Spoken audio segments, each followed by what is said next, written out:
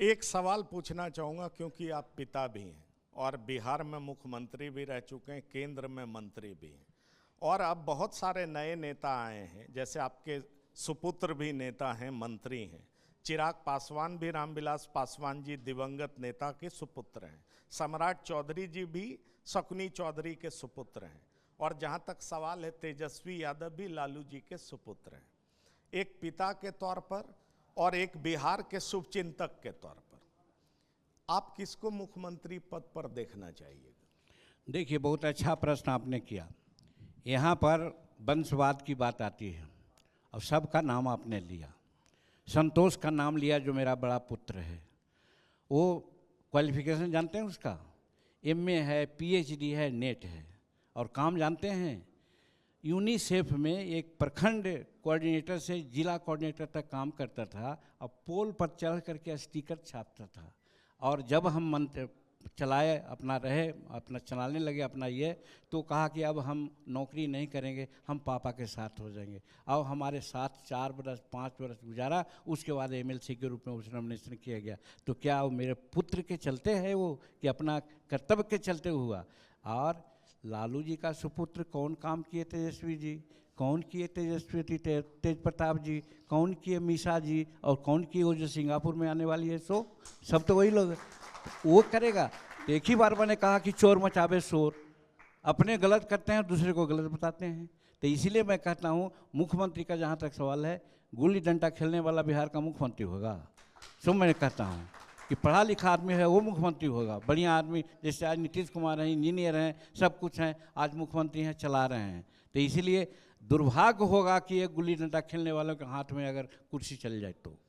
चलिए, और अब ये सवाल और साफ कर दें, क्योंकि आपने 4 में से 2 निकाल दिया। चिराग बेहतर मुख्यमंत्री या संतोष सुमन बेहतर मुख्यमंत्री? देखिए, शहर सिखावे कोतवाल, हमारा बड़ा अनुभव है। केदार पांडे जब मुख्यमंत्री हुए थे तो केदार पांडे को कोई नहीं जानता था। हम उस समय थे कांग्रेस में। हम भी जब मुख्यमंत्री पर नॉमिनेशन किया गया, कांग्रेस ने कहा था, हम कहा केदार पांडे। और केदार पांडे ऐसा मुख्यमंत्री हुए कि भाई नाम उनका है। तो उसी प्रकार से कुर्सी से व्यक्तित्व चमकता है, अगर व्यक्तित्व थोड़ा सा अपना हिसाब रखे। तो जहाँ तक संतोष की बात है, जहाँ तक चिराग की बात है, मैं तो समझता हूँ कि चिराग एक होनहार लड़का है, एक धनवान पुत्र का बाप का बेटा है।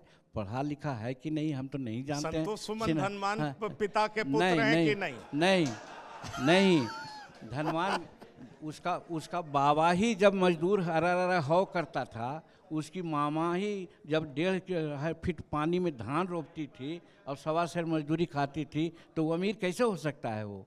तो इसलिए उनको चिराग के बारे में हम कह सकते हैं कि उनमें है, वो चीफ मिनिस्टर हो सकते हैं, लेकिन अभी नहीं, जब तक के नीतीश कुमार हैं तब तक। चलिए, आपसे हमेशा बात करने में मजा आता है क्योंकि आप दिल खोल करके बात करते हैं। मैं 2020 में भी गया जी आया था, आपका इंटरव्यू किया था। आप जो दिल में महसूस करते बोलते हैं। अब बड़ा नेता हो गए तो आप थोड़ा थोड़ा छिपाना सीख लिए हैं, ये हमको समझ में आता है, नहीं तो पहले खुल के बोलते। धन्यवाद आपको।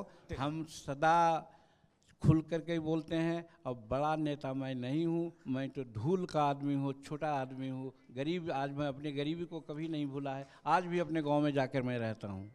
अंतिम सवाल, बीजेपी के, इनफैक्ट एनडीए के प्रधानमंत्री ने लाल किले के प्राचीर से कहा था, वंशवाद और भ्रष्टाचार ये देश का 2 सबसे बड़ा दुश्मन है। चलिए, भ्रष्टाचार की जो मुहिम वो चला रखे हैं, उस पर भी बहुत सारे सवाल हैं, ये तो हम उनसे बात करेंगे। पर आपको लगता है कि वंशवाद का जो मुद्दा है, वो आप लोग जो घटक दल हैं, चाहे चिराग जी की पार्टी हो, आपकी पार्टी हो, या और भी कई लोग हैं, उनकी वजह से इस मुद्दे की धार जो है कुंद पड़ जाती है? आपको ऐसा लगता है?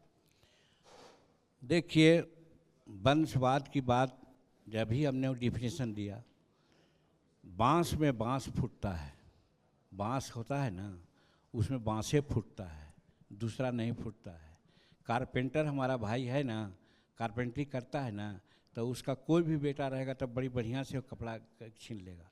तो उसी प्रकार से राजनीति में रहने वाला लोग है, राजनीति अपने बाप माँ के नज़दीक रह करके सीखता है तो अच्छा राजनीतिक बन सकता है। इसलिए मेरा कहने का मतलब है गुणवत्ता को देखना चाहिए, ये नहीं कि उठा के ला करके हम रख दिया, इस तरह की बात नहीं होनी चाहिए। और नहीं तो कोई गुनाह नहीं है कि एक एमएलए का बेटा एमएलए हो जाए, एक मंत्री का बेटा मंत्री हो जाए, कोई गुनाह नहीं है, बशर्ते कि उसमें योग्यता हो। तो आपको लगता है तेज प्रताप जी, तेजस्वी जी में योग्यता नहीं है? एकदम नहीं है, एकदम नहीं, मैं कह सकता हूँ एकदम नहीं है। चलिए, मांझी जी कह रहे हैं तेजस्वी सीएम के योग्य नहीं है। आप टीवी 9 के मंच पर आए, आपने हर सवाल का दिल खोल करके जवाब दिया। टीवी 9 के तरफ से आपका तहे दिल से धन्यवाद और शुक्रिया। आप इस प्रोग्राम में आए, आपने वक्त निकाला, इसके लिए बहुत बहुत धन्यवाद। आपको बहुत बहुत आभार आपका व्यक्त करते हैं कि हमारे ऐसे नाचीज आदमी को, छोटा आदमी को इतनी बात कहने का मौका मिला। बहुत बहुत धन्यवाद, धन्यवाद आपको।